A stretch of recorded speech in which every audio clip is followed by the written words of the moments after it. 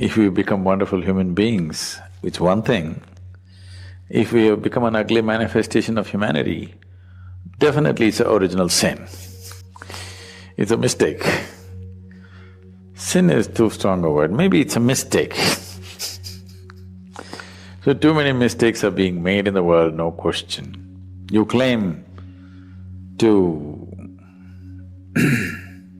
appreciate or, well, you worship the one who is referred to as the creator, but you have a huge issue with the creation. If you do not appreciate the creation, why the hell should you worship the creator? Someone who made such a bad job of this, the only way you can even be born is through sin, I think he must be banished. Now, this is a fantastic device to keep people enslaved forever. If you do not even allow them to come to terms with their biology, they'll never come to terms with anything in their life. Always they will be dependent on an institution or a person or something who claims to have connections. An Italian mafia guy was once brought to the law court and he just walked in with this fat cigar in his hand and like this he came and sat down like he's a guest. Then the judge looked at his arrogance and asked, "Do you have a lawyer?" He blew the smoke out and said, "Well, I got friends in the jury."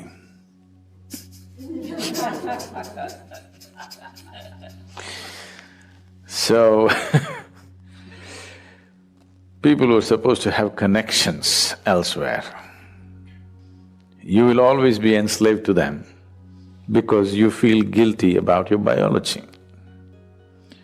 This whole thing goes into more grosser and grosser states. So except in certain cultures, everywhere else where dominant religious beliefs were spread, in all those cultures, unfortunately, they make you feel guilty of your very existence, because that way you will always be enslaved to whatever they have set up.